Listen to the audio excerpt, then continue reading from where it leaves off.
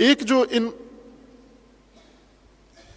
بزرگان میں یہ ایک پوری جماعت ہے جو امام حسین علیہ السلام سے شدید لگاؤ رکھتے ہیں، بعض رشتہ داری بھی رکھتے ہیں، قرابت بھی رکھتے ہیں، محبت بھی رکھتے ہیں اور الفت بھی رکھتے ہیں، دل سے کرتے ہیں، نہ یہ کہ ریاکاری کر رہے ہیں۔ بعض کے بارے میں تھا کہ ریاکاری کرتے تھے، امام حسین علیہ السلام کے ساتھ اظہار محبت اور اظہار تعلق میں ریاکاری کرتے تھے، جیسے عبداللہ ابن زبیر کے بارے میں لکھا ہے، سب مورخین نے لکھا ہے کہ وہ امام حسین علیہ السلام کے سامنے بہت تعریفیں کرتے تھے، لیکن دل میں ایسے نہیں تھے، بلکہ پہلے سے ہی ایسے نہیں تھے۔ اپنے باپ کو امیر المومنین سے دور کرنے والا یہی بیٹا تھا، زبیر ابن عوام، جن کو رسول اللہ نے سیف الاسلام کا لقب دیا تھا، اور وہ جو امیر المومنین کے مدافع تھے، حضرت زہرا کے دفاع کے لیے تنہا صحابی جو کھل کے ڈٹ کے حضرت زہرا کے حق کے لیے نکلا تلوار لے کر، وہ یہی زبیر ابن عوام تھے۔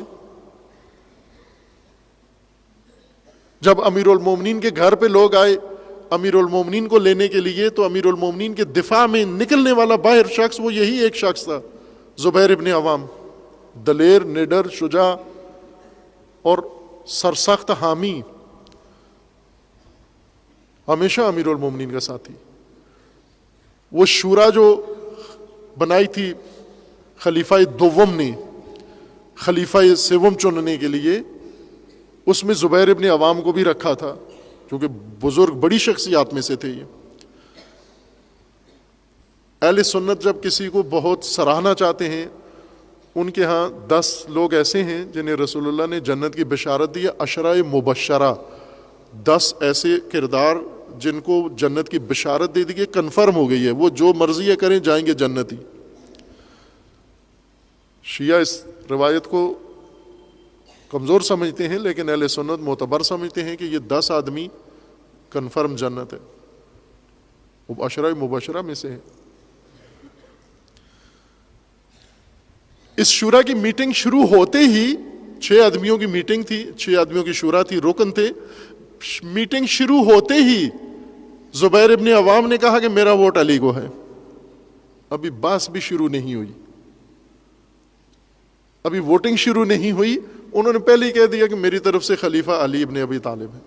اتنا حامی۔ لیکن یہی شخص جب امیر المومنین کی حکومت قائم ہوئی، امیر المومنین کے ہاتھ پہ بیعت کروانے والے بھی یہی تھے۔ سب سے زیادہ لوگوں کو جس نے لا کر کہا کہ علی کے ہاتھ پہ بیعت کرو لا کر، یہی زبیر ابن عوام تھے۔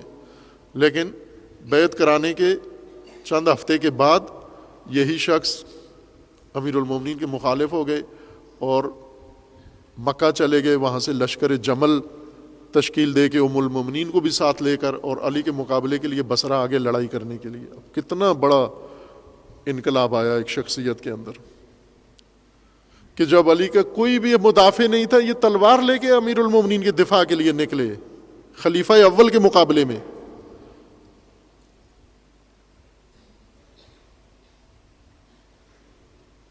حضرت زہرا کے حق کے لیے دفاع کرنے والے یہ نکلے۔ امیر المومنین کا بھی فرمانا تھا کہ ما زال الزبیر منا اہل البیت، یہ زبیر شروع سے ہم اہل بیت میں سے تھے، ہمارے ساتھ تھے، منا، ہم میں سے تھے یہ۔ لیکن جب یہ بیٹا بڑا ہوا عبداللہ، اس نے باپ کو بہکایا اور کہاں لے گیا، امیر المومنین کے مقابلے میں لا کھڑا کیا۔ ظاہر ہے یہ پہلے سے یہ شخص عبداللہ ابن زبیر اس ذہنیت کے مالک ہے۔ ایک بڑا کردار ہے یہ، کسی وقت تشریح ہونا چاہیے، تاریخی تجزیہ۔ عبداللہ ابن زبیر نے بنو امیہ کو سب سے زیادہ ٹف ٹائم دیا ہے، اور بنو امیہ سے ایک وقت ایسا بھی آیا کہ اکثریت صرف بنو امیہ کو دمشق میں محصور کر دیا عبداللہ ابن زبیر نے، اور باقی سارا علاقہ چھین لیا اور اپنی خلافت قبول کروائی، اپنی بیعت کروائی، اپنا ڈنکا بجایا۔ پھر آہستہ آہستہ چونکہ جو لشکر عبداللہ ابن زبیر نے اور ان کے بھائیوں نے تشکیل دیا ہوا تھا اور بیٹوں نے، اس کے اندر کچھ ایسی کمزوریاں خرابیاں تھیں کہ وہ اندر سے ٹوٹ پھوٹ کا شکار ہوا۔ یہ مختار ثقفی، منتقم کربلا، شہداء کربلا کے قاتلوں کے جو انتقام لیا جنہوں نے. عبداللہ ابن زبیر کی مضبوط حکومت یا چرچا اتنا ہو گیا کہ مختار ثقفی نے جا کر بیعت کی عبداللہ ابن زبیر کے ہاتھ پر. امام مانا اپنا، خلیفہ مانا، خلیفہ کے ہاتھ پہ بیعت کی، اور خلیفہ نے اپنی فوج کا سپہ سالار اعلیٰ قرار دیا، اور بہت سارے علاقے عبداللہ ابن زبیر کی کامیابیاں مختار ثقفی کے رہن منت ہیں. بعد میں عبداللہ ابن زبیر کے بھائی مصعب اور مختار میں آپس میں رکابت شروع ہو گئی، اور اس نے مختار کو آؤٹ کر دیا. یہاں تک ہوا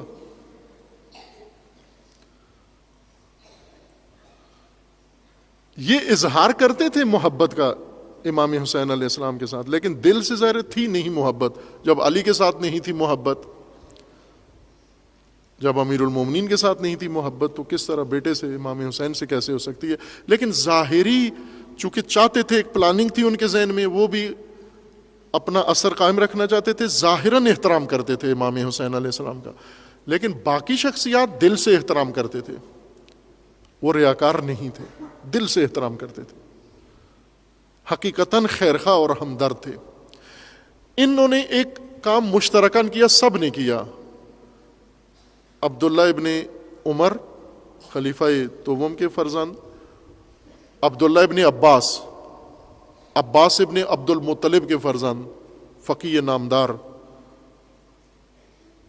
راوی، محدث، مفسر، یعنی اتنا بابصیرت انسان تھے عبداللہ ابن عباس کہ امیر المومنین کے مشاور کی حیثیت ان کو ملی.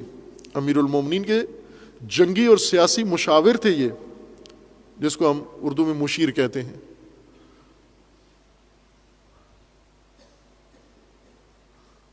اتنا مقام تھا ان کا. اسی طرح محمد ابن حنفیہ امیر المومنین کا بیٹا، اور عبداللہ ابن جعفر، یہ پوری جماعت، اور ان کے علاوہ اور بھی ہیں چاند، یہ بڑے نام ہیں اس لیے ذکر کیے ہیں، ورنہ دوسری کیٹیگری کے، یہ پہلی کیٹیگری کے لوگ ہیں. دوسری کیٹیگری کے بھی کچھ شخصیات ہیں بڑی، جنہوں نے امیر المومنین علیہ السلام کو نصیحتیں کی ہیں. یہ ناصحین میں سے تھے. امام حسین علیہ السلام کو نصیحت کی ہے انہوں نے، ناصح بن کر آئے. یعنی ان کا کردار کربلا میں، قیام عاشورہ میں، قیام امام حسین علیہ السلام میں ناصح کا کردار تھا، نصیحت کرنے والے تھے. یہ اس بات کو کھولنے کی ضرورت ہے، امام کو نصیحت کرنا.